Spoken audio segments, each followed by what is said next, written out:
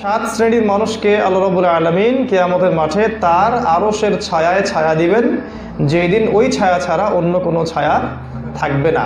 তার মধ্যে প্রথম শ্রেণী হচ্ছে ন্যায়পরায়ণ বাদশাহ, যেটা এখনকার এই যুগে 0.0000001% পাওয়া যাবে না। দ্বিতীয় শ্রেণী হচ্ছে এমন যুবক যে তার যৌবনকালটা আল্লাহর ইবাদত করতে করতে কাটিয়ে দিয়েছে।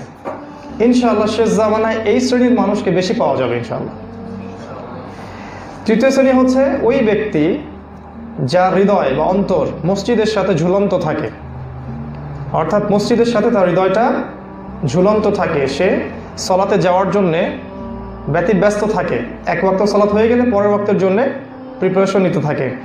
4 নাম্বার, ওই যুবক আবারও সেই যুবক যাকে কোনো সুন্দরী উচ্চ বংশের নারী খারাপ কাজ করার জন্য আহ্বান করে, যেটা এখন বেশি হয়ে থাকে, আর সেই যুবক বলে যে আমি আল্লাহকে ভয় করি, এই যুবক।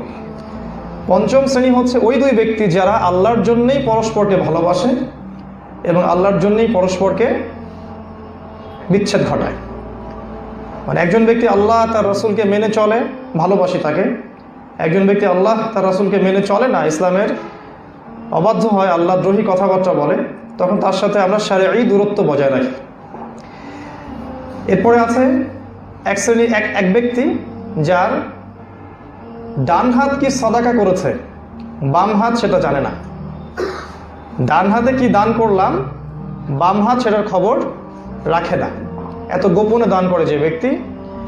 আরেকজন ব্যক্তি হচ্ছে এমন একজন ব্যক্তি যে গোপনে আল্লাহকে স্মরণ করে এবং নীরবে স্মরণ করতে করতে তার চোখ দিয়ে অশ্রু প্রবাহিত হয়। এই 7 শ্রেণীর মানুষকে আল্লাহ রাব্বুল আলামিন কিয়ামতের মাঠে আরশের ছায়ায় ছায়া দিবেন, যেদিন ওই ছায়া ছাড়া অন্য কোনো ছায়া থাকবে না। তার মানে এই 7 শ্রেণীর মানুষ অবশ্যই জান্নাতে যাবে ইনশাআল্লাহ তাআলা।